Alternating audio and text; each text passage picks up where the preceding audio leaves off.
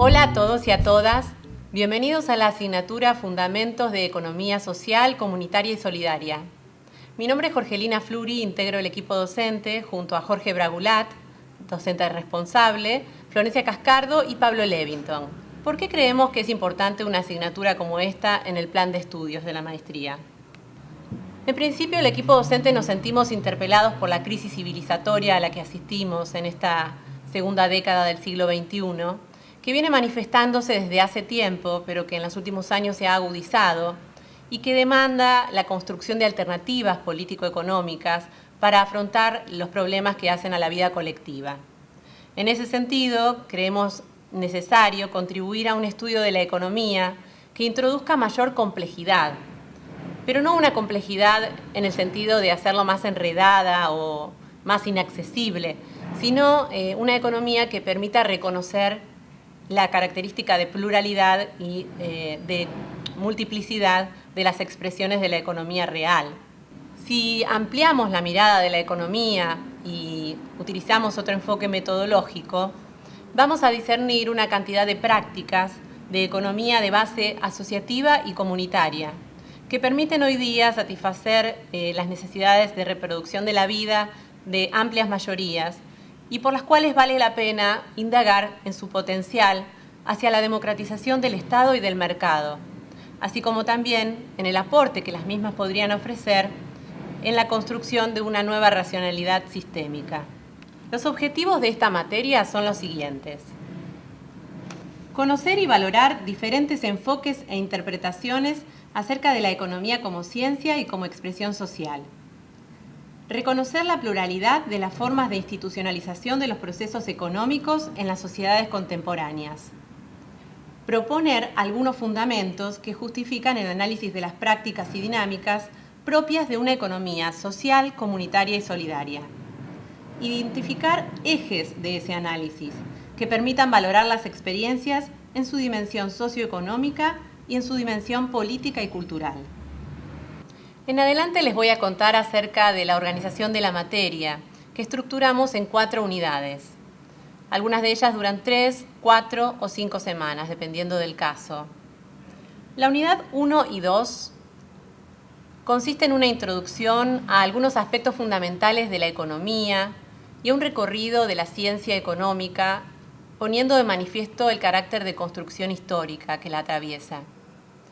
Específicamente en la unidad 1, vamos a trabajar, en primer lugar, los diferentes tipos de sistemas económicos, es decir, cómo fue mutando la forma en que los individuos y las comunidades construyeron sistemas para la reproducción de su vida, desde los sistemas tribales o comunitarios, pasando por los sistemas feudales, hasta llegar a la acumulación originaria, que fue el punto de partida del sistema de producción capitalista.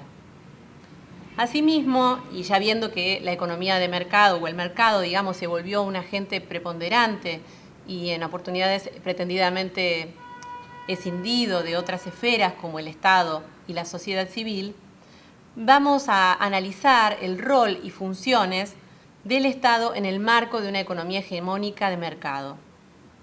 Por último, en esta unidad vamos a trabajar analizando cómo las distintas sociedades contemporáneas fueron establecidas alrededor de lo que es la figura, digamos, política del Estado-Nación, fueron encontrando distintas soluciones para abordar sus problemas económicos fundamentales, dando lugar a diferentes sistemas económicos conocidos en la actualidad, como es la economía de mercado, la economía de planificación centralizada, las economías mixtas, que son la mayoría de ellas, y también vamos a formular un modelo teórico de economía autogestionaria.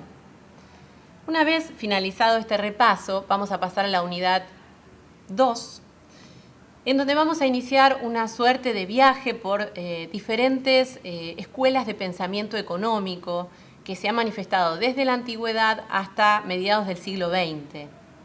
Por supuesto, profundizando y focalizando más en aquellas que emergieron con la revolución industrial y el desarrollo del capitalismo, que es el momento en el cual el pensamiento económico va consiguiendo un método, digamos, que le da el carácter de ciencia. Cuando veamos las teorías contemporáneas a la consolidación, a la etapa de consolidación del capitalismo, vamos a distinguir entre concepciones hegemónicas, mayormente las teorías neoclásicas con sus diferentes escuelas, y las teorías o concepciones contrahegemónicas o críticas, como el socialismo científico, el socialismo marxista más conocido, y otro tipo de vertiente del socialismo que se llamó socialismo utópico, el mismo Marx se llamó socialismo utópico, que representa para nosotros un antecedente relevante en lo que es el enfoque de la economía social, comunitaria y solidaria. Por último, vamos a ver el pensamiento de Keynes, que introdujo algunas ideas novedosas alrededor de mediados del siglo XX en relación a la intervención del Estado en la economía, las que dieron lugar o legitimaron de alguna manera el desarrollo del estado de bienestar. Luego vamos a pasar a la unidad 3, en donde vamos a poner en valor la concepción sustantiva de la economía, que de alguna manera se debate o, digamos, polemiza con la concepción formal de la economía, más conocida, más divulgada tradicionalmente, que surge de la síntesis teórica neoclásica keynesiana. La concepción sustantiva justamente disputa algunas representaciones hegemónicas de la concepción formal. ¿Y cómo vamos a hacer este cuestionamiento de estas representaciones hegemónicas? Lo vamos a hacer por dos vías. En primer lugar, vamos a cuestionar o analizar y relativizar la idea, esa concepción ética del ser humano que se conoce como Homo economicus. En segundo lugar, vamos a reconocer la vigencia y la contemporaneidad de diversos principios de organización económica, entre los cuales sí se encuentra el intercambio mercantil, pero también podemos contar, por supuesto, la redistribución y un principio fundamental para esta materia, que es la reciprocidad. Un principio que muchas veces es visto como característica de sociedades primitivas, de formas de organización social antiguas, pero que sin embargo tiene gran vitalidad en las expresiones populares contemporáneas. Uno de los aspectos que da cuenta de la actualidad y vigencia del principio de reciprocidad es la cantidad de enfoques que existen hoy en día para estudiar las dinámicas que se organizan alrededor de ese principio. Así vamos a reconocer lo que es el enfoque de la economía social, la economía de solidaridad, la economía popular, economía comunitaria, economía solidaria. Algunos de estos enfoques los vamos a poner en diálogo, vamos a compararlos, especialmente aquellos que tienen mayor fecundidad en lo que tiene que ver con el análisis de la realidad latinoamericana. Por último, vamos a entrar en la unidad 4. En esta parte de la materia vamos a desentrañar este principio de reciprocidad, distinguiendo al interior del mismo diferentes matices que se pueden presentar, que van desde dinámicas de gratuidad, pasando por comensalidad, mutualidad, cooperación e intercambio solidario. Una vez repasadas estas dinámicas y analizadas, vamos a terminar de recortar nuestro objeto de estudio como una economía de base asociativa o comunitaria, que introduce procesos sustantivos, democráticos sustantivos al interior para alcanzar objetivos de bien común, pero que pueden diferenciarse según el lazo o el modo de afiliación de los individuos a estas dinámicas, sea de tipo contractual, sea un lazo jurídico normativo, o bien este tipo de adhesión se genere por su pertenencia a una comunidad. Pero el elemento comunitario puede estar dado por la proximidad territorial o simbólica. Vamos a ver experiencias de este tipo. Y también vamos a distinguir cuando estas experiencias de base asociativa y comunitaria presentan en su interior dispositivos de participación, de toma de decisiones, de comunicación, de distribución de los frutos, que hacen lugar a la solidaridad al interior de ese tipo de organizaciones. Es decir, que el atributo de solidaridad es siempre una hipótesis en continua evaluación o indagación a lo largo de la materia y además nos va a ser de utilidad para seguir analizando prácticas y dinámicas en otras asignaturas que están totalmente vinculadas con esta asignatura introductoria. Así vamos a establecer algunos ejes de análisis que los organizamos según si dan cuenta de la dimensión socioeconómica de las experiencias y dinámicas o de la dimensión política y cultural. Estos ejes, como decía, los vamos a continuar trabajando en las materias prácticas y dinámicas de la economía social 1 y 2 y prácticas y dinámicas de la economía comunitaria. Por último, y retomando esta preocupación que manifestábamos al inicio acerca de la crisis civilizatoria y la necesidad de construir académicamente y contribuir a la construcción de alternativas, vamos a ponderar algunos elementos de la economía social, comunitaria y solidaria en el sentido de una democratización de la economía y su transformación. Por último, les comento algunos criterios que tienen que ver con la evaluación de la materia.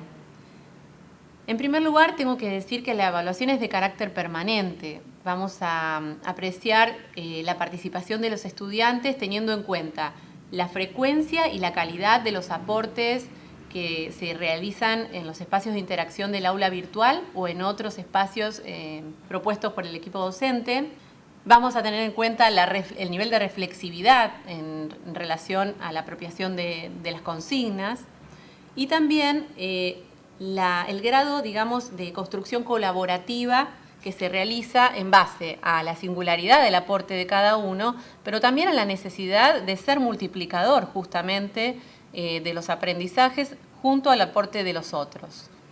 Esto es una de las posibilidades que nos da la virtualidad, el tener espacios de interacción que potencian esa construcción colectiva, por lo cual vamos a apreciar también la actitud y la disposición de los estudiantes a apropiarse de los mismos. Voy a comentar por último algunos espacios, si se quiere, más formales o sistemáticos de evaluación, que son los 2 parciales y la evaluación final. Se van a tomar un primer parcial al finalizar la unidad 1 y 2, que comprende contenidos de ambas unidades. Este primer parcial es de carácter grupal, va a consistir en un análisis de caso. Un segundo parcial se va a tomar promediando la unidad 4 con los contenidos vistos en unidad 3 y los vistos hasta ese momento de la unidad 4. Y por último se va a tomar un trabajo integrador final que va a utilizar la herramienta de Wiki que se presenta en el aula virtual y otras complementarias que les vamos a sugerir en su momento. Bueno, no tengo más para decirles por ahora. Les deseo una excelente cursada, que sea una experiencia gratificante de aprendizaje, no solamente por su afinidad con los contenidos que evidentemente han elegido al inscribirse en este programa de maestría, sino también a su experiencia en cuanto al aprendizaje virtual. Nosotros hemos tratado de potenciar las herramientas que les faciliten y los motiven en este tipo de aprendizajes. Así que nos vemos pronto en el aula.